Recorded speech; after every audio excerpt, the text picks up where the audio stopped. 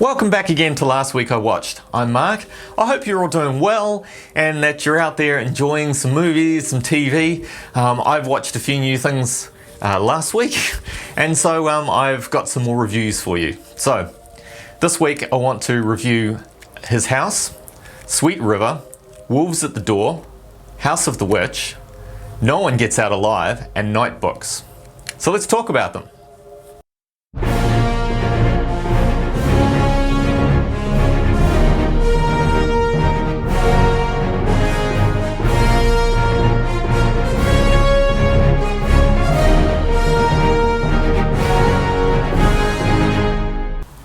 Okay, first up was His House. It's a movie from 2020. It stars,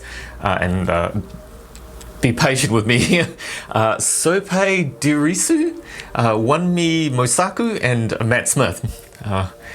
As you guessed, the names of the other actors are African, and I'm sorry if I butchered your names, but they're hard for me to say. So I'm not experienced with that. It's not intentional. Very sorry. Anyway. This movie's about Bol and Rial, and they flee a war-torn South Sudan with Nagak on a ship.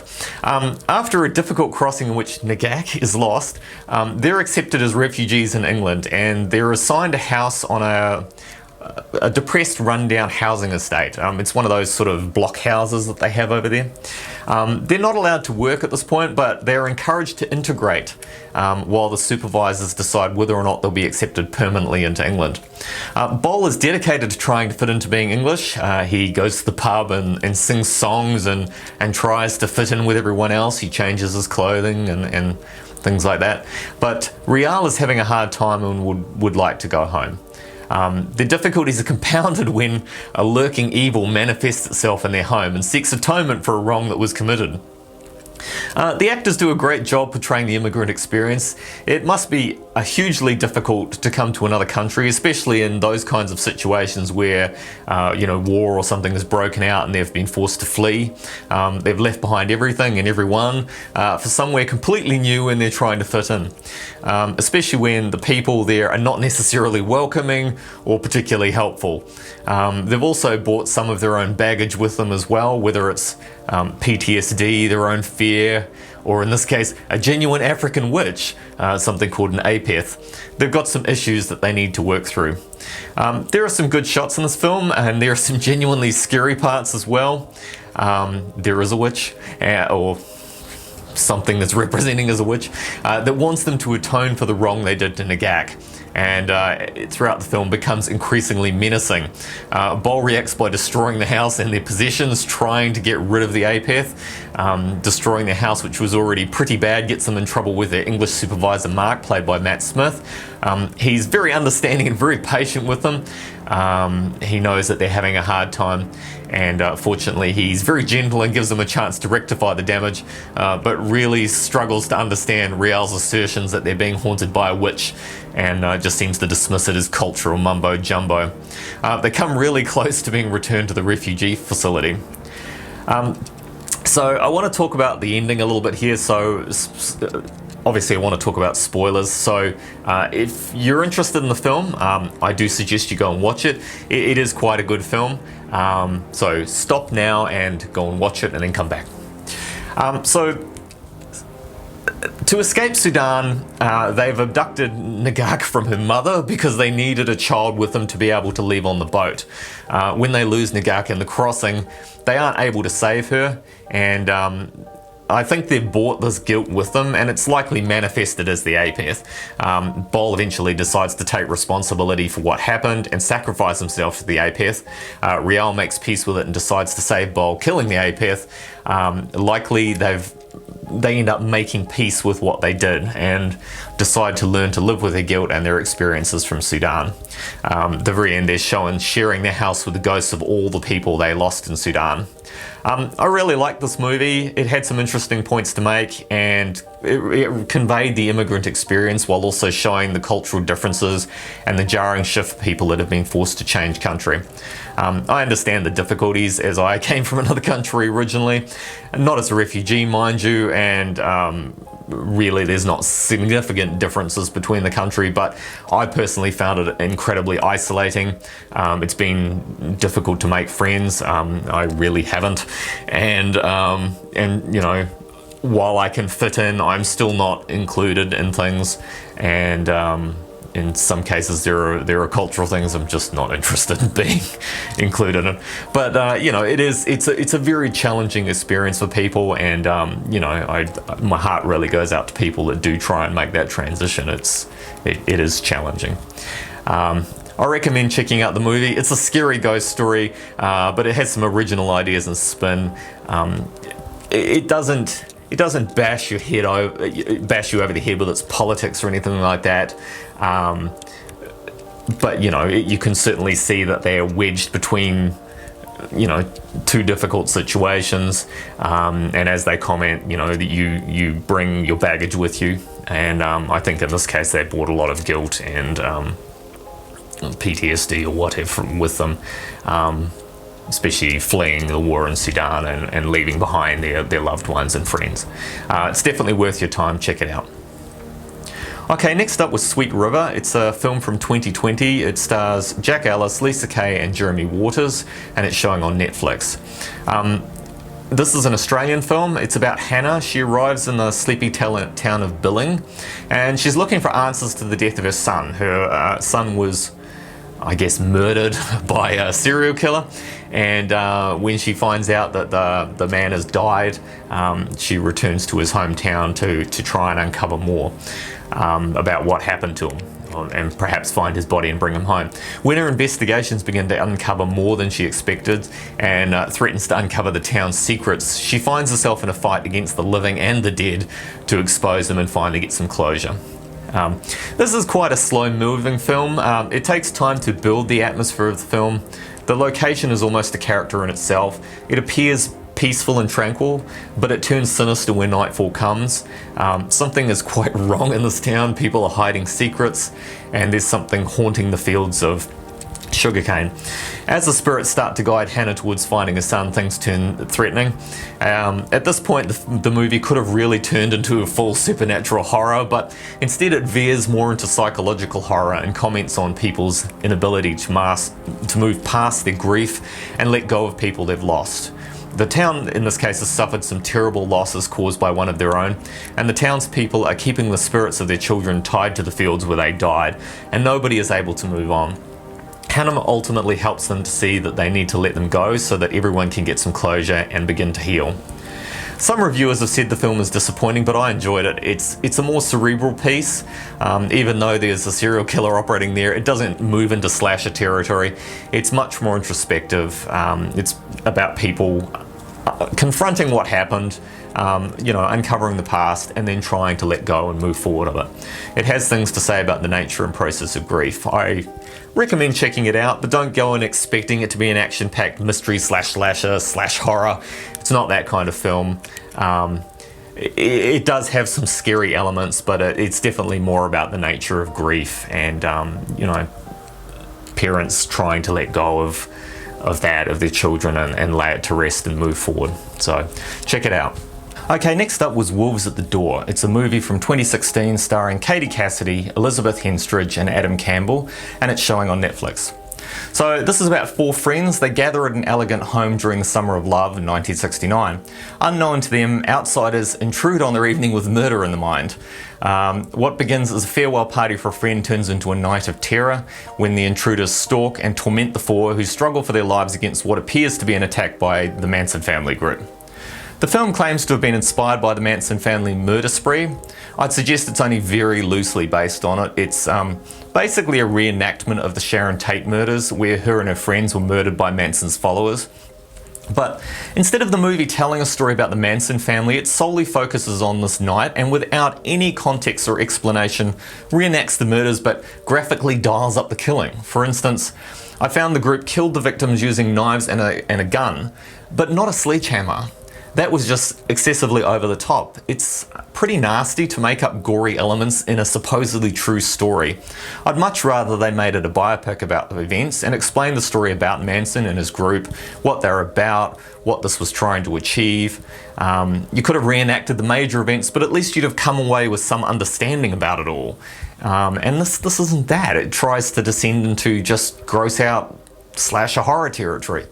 At the end, it concludes with some clips of the Manson family group and some audio from Manson and his followers, but it almost feels tacked on as an afterthought. You know, you get some small insight, I guess, into their thought process and the fact that they're pretty well remorseless, but it doesn't really give you any sort of great context around, you know, why they were doing it. As the movie stands, it's just some innocent people who are brutally murdered by some strangers. There's no story really here to tell, so I don't know why they bothered attaching it to real events, since they don't seem that interested in telling those events. I certainly would not call it a biography. There are probably other better movies about the Manson family than this, but as a positive, it did inspire me to do some research and find out about the events and some of the background. Spoilers, Manson was fucking crazy. He was likely a racist, and he was trying to start a race war where he thought he was going to come out on top of at the end and run everything. He was nuts. I wouldn't recommend this movie. It's useless as a biopic. If you just want a movie where people are set upon by strangers, there are any of number of alternatives out there that are firmly in the horror genre, that are probably better and have a much less icky feeling to them because of the baggage that they're attached to. I don't recommend this one. Okay, next up was House of the Witch. It was a movie from 2017 starring Emily Bader, Darren Mann, and Michelle Randolph. It's showing on Netflix. So this is about a group of high school kids, and they set out to play a Halloween prank at an abandoned house. They're going to trick their friends and give them a fright, but once they enter, they become victims of a demonic witch who has set her wrath upon them. Again, there's not much story here. Kids go in, kids don't come out. Interestingly, anyone that goes to help them or look for them doesn't come out either.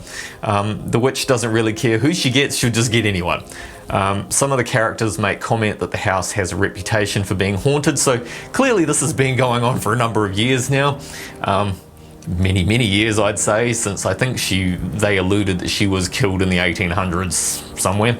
I don't know why anyone would go in there other than stupidity if that was the case. At any rate, the kids wander around this house where various nasty things happen to them, kind of like a demonic Willy Wonka's factory. Once it gets going, some of the kills aren't bad, such as someone being dragged into the pond by tendrils, or another girl loses her fingers in a mirror. I think another one ages at high speed. For the most part, the kids are tolerable, even though they fit into the usual cliques, the jock, the pretty girl, the funny black kid. But they're just there to be disposed of.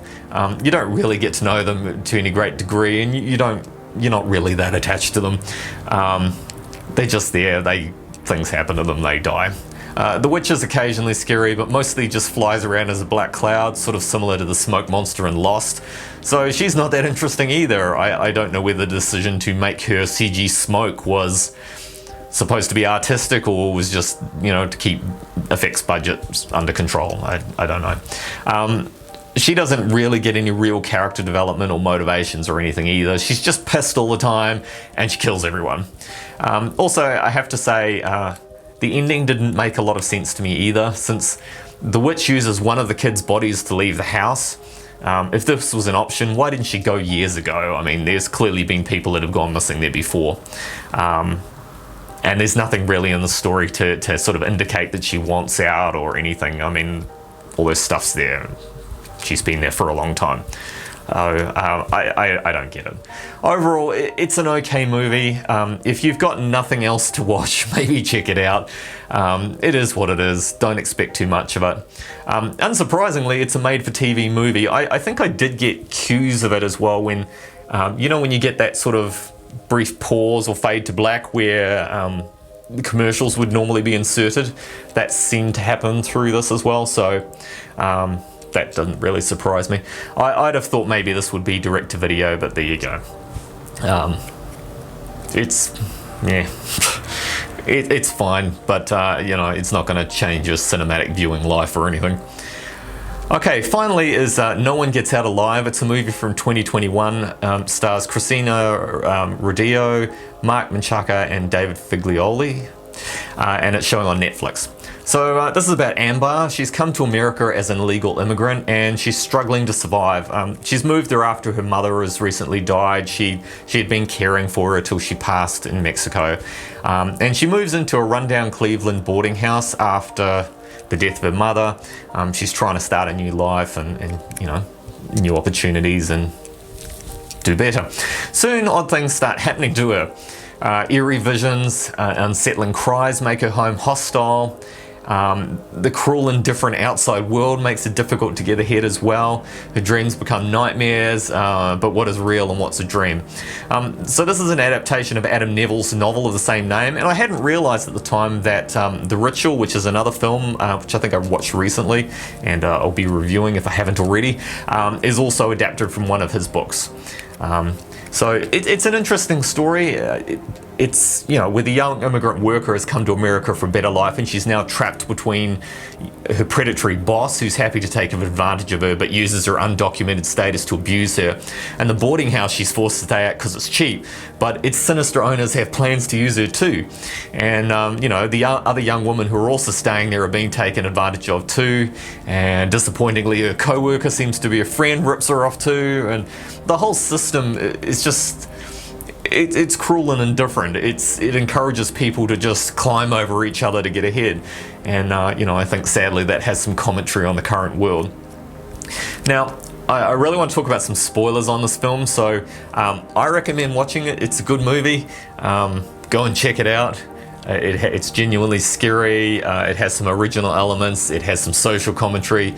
Check it out. But I do want to talk about the end a little bit here. So I'm going to ask you to pause now and go and watch it and come back. And I'm going to talk about the end now.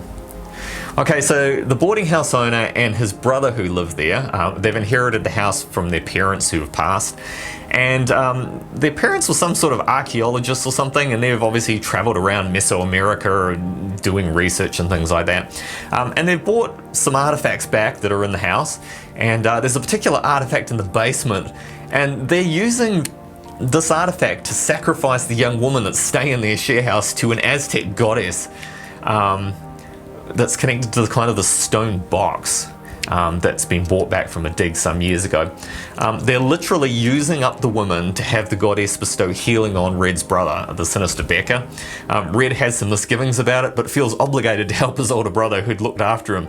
So the woman seemed to be lured in, plied with alcohol, lured to the basement, tied to the altar, and the box is opened, where quite an original and disturbing creature comes out of this impossibly deep box to devour them. I really liked it. I thought the creature was quite original. It's terrifying looking. It looked like nothing I've seen before. I liked that they used myths from the Aztec culture, which was something I also hadn't seen before. There are also the spirits of the murdered woman now haunting the boarding house, so there are strange things going on that help to build tension and provide some scares. Becca is also quite threatening. He treats the women very badly. He just doesn't care about their well-being at all. They're just something to be sacrificed so he can be healed. I enjoyed the movie. It was good. It was really unexpected. It had original elements. It had commentary to make about the state of the world and the way it treats immigrants, and in particular women. It doesn't get preachy about it. It's just there and you're invited to consider it, which is good. There's some really good scares. There's some quite good action sequences and things like that, especially as they move into the resolution and they're fighting for their lives. Check it out. It's a really good movie. Oh, I've actually got one more movie. I told a fib. So next up was Nightbooks. It's from 2021. It starred Kristen Ritter, Winslow Fegley, and Lydia Jewett, and it's showing on Netflix. So this one is more for the kids. This is about Alex. He's obsessed with scary stories, but when he's imprisoned by an evil witch in her magical New York City apartment, he has to tell her scary stories each night to stay alive. When Alex and Yasmin plan to escape, they uncover secrets and a greater threat. And Yeah, the film follows heavily on Grimm's fairy tales, especially Hansel and Gretel, and it's adapted from a book series called Nightbooks by J.A. White, which I haven't heard of before. It's probably scary for the kiddies, but it's not that scary for the adults. It's reasonably tame. It's certainly, if you like a bit of a scary movie, it would be okay to watch for the children. There's not going to be any dismembered body parts or organs and things flying around the place, so that's nice. Rita does a great job as the witch. She's fabulous, but also quite threatening.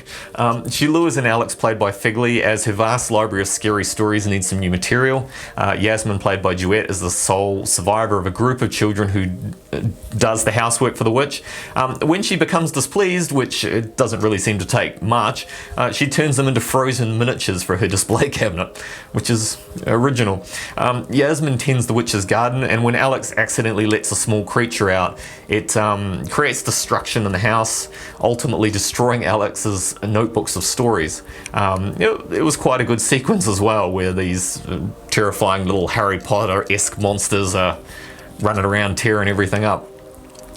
Without his stories to keep the witch happy, Alex is desperate to escape, and together they concoct a plan which leads to them discovering the witch's secret.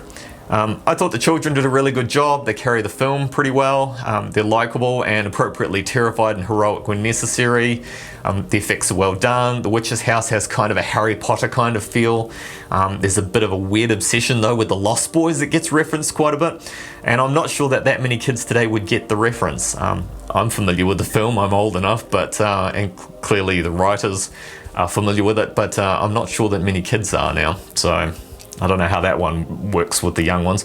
But it's a fun little horror fantasy for younger viewers. I recommend it if looking for something to watch with the kids. It won't scare the pants off them too much, I think. I'm sure it will be fine. Check it out.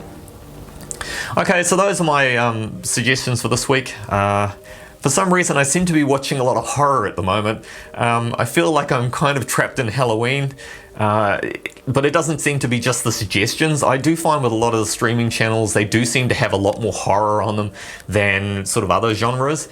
And I don't know how much that is being affected by COVID at the moment, or whether just horror is super popular. But certainly there does seem to be a lack of new material coming through, particularly in some of the other genres that I'd expect, like action and comedy and things like that. But that's fine. So we'll watch a few horrors and expect a number of horror reviews to come your way soon.